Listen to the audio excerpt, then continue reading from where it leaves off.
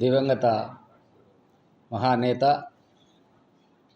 ఉమ్మడి రాష్ట్రాల మాజీ ముఖ్యమంత్రి వర్యులు డాక్టర్ వైఎస్ రాజశేఖర రెడ్డి గారి వర్ధంతి సందర్భంగా ఇక్కడికి వచ్చేసినటువంటి వైఎస్ఆర్ కాంగ్రెస్ పార్టీ కార్యకర్తలకు, బద్వేల్ తాలూకా ప్రజలకు, electronic media and print media ప్రతినిధులు అందరికీ నా హృదయపూర్వక నమస్కారాలు. ఈరోజు డాక్టర్ వైఎస్ రాజశేఖర రెడ్డి గారి వర్ధంతి నా తరపున, మీ అందరి తరపున ఘన నివాళులు అర్పించుకుంటున్నాను. ఇదే 16 సంవత్సరాల క్రితం ఇదే రోజు రాష్ట్రం అంతా అయిపోయింది. శోక సముద్రంలో మునిగిపోయారు. ఆయన చనిపోయిన వార్త విని దాదాపు రాష్ట్రంలో, ఉమ్మడి రాష్ట్రంలో 500 మంది నుండి 600 మంది మనుషులు చనిపోవడం జరిగింది. అంటే ఆయన పబ్లిక్లో, ప్రజలలో ఎంతవరకు చొచ్చుకోబోయాడో మనకే అర్థమవుతుంది. ప్రజల మన్ననలు పొందిన వ్యక్తి ఆయన. ఈనాటికి మన దగ్గర లేనప్పటికీ ఆయన ప్రజల్లో గుండెల్లో గూడు కట్టుకున్నటువంటి వ్యక్తి. ఈ రోజుటికి ఆయన పెట్టిన సంక్షేమ పథకాలు ప్రజలకు ఆనాటి నుంచి ఈనాటి వరకు ఎన్ని ప్రభుత్వాలు మారినా కూడా ఏదో ఒక రూపంలో ఆయన పెట్టిన సంక్షేమ పథకాలు నిర్విరామంగా జరుగుతున్నాయి. ప్రస్తుత కూటమి ప్రభుత్వంలో కూడా రాజశేఖర రెడ్డి గారు పెట్టిన ఆరోగ్యశ్రీ అనే పథకం ఆయుష్మాన్ భవ అని యావత్ భారతదేశం అంతా కూడా నడపడం జరుగుతూ ఉంది.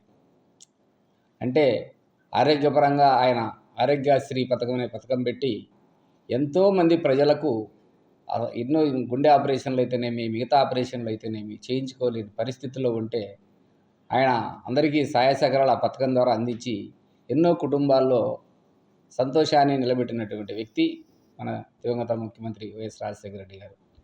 అదేవిధంగా ప్రతి ఒక్కరూ చదువుకోవాలి, ప్రతి ఒక్కరూ డాక్టర్ కావాలి, ప్రతి ఒక్కరూ ఇంజనీర్ కావాలి, ప్రతి ఒక్కరూ పారిశ్రామికవేత్త కావాలనే ఉద్దేశంతో ఫీజు రీయింబర్స్ అనే పథకం పెట్టి లక్షలాది మందిని ఉన్నత శిఖరాలకు చేర్చినటువంటి వ్యక్తి.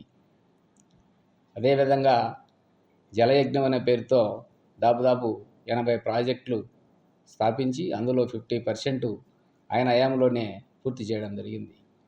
అందులో భాగంగా మన బద్వేల్ తాలూకాకు బ్రహ్మసాగర్ 1983 ప్రాంతం దివంగత మాజీ ముఖ్యమంత్రి వర్యులు ఎన్టీ రామారావు గారు స్థాపించినటువంటి ప్రాజెక్ట్ అది. అప్పట్లో అది నిర్విరామంగా నిలబడిపోతే 2004లో మనం రాజశేఖర రెడ్డి గారు వచ్చిన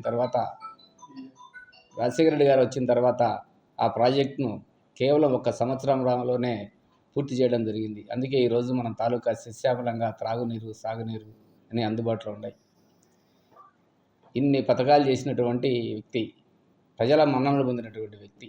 అందుకే ఈరోజు ఆయన 10 మంది బాగుండాలి, మనం బాగుండాలి, 10 మందికి మంచి జరగాలనే కార్యక్రమాలు చేసేవాడు ఎప్పుడు. అందుకోసమే ఆయన వర్ధంతి సందర్భంగా మన హాస్పిటల్లో రోగులకు పాలు, పండ్లు, బ్రెడ్లు ఇవ్వడం జరిగింది. అదేవిధంగా 10 మంది దాదాపు 2000 మందికి ఈరోజు ఆయన పేరు మీద అన్నదానం కూడా చేయడం జరిగింది. అదే తరహాలోనే ఆయన తనయుడు మాజీ ముఖ్యమంత్రి వర్యులు జగన్మోహన్ రెడ్డి గారు కూడా తండ్రి కంటే మించిన వ్యక్తిగా ఆయన పెట్టిన సంక్షేమ పథకాలన్నీ, మేనిఫెస్టోలో పెట్టిన సంక్షేమ పథకాలన్నీ 198% పూర్తి చేయడం జరిగింది. అంతేకాకుండా ఎవరైనా ఏ ప్రభుత్వాలైనా మేనిఫెస్టోలో పెట్టిన పథకాలు కనీసం 50% కూడా పూర్తి చేయలేరు. కానీ ఆయన 98% పూర్తి చేయగలిగారు. అందుకే ఆయన అడుగుజాడల్లో నడుస్తూ ఆయన ముందుకు కాబోయే మళ్ళా ఆయన ముఖ్యమంత్రి అయ్యేదాని కోసం అన్ని విధాలా కృషి చేస్తామని తెలియజేసుకుంటూ, చివరిగా ఈరోజు 16వ వర్ధంతి సందర్భంగా మా తరపున, మీ అందరి తరపున ఆయనకు హృదయపూర్వక ఘన నివాళులు అర్పిస్తూ సెలవు తీసుకుంటున్నాను.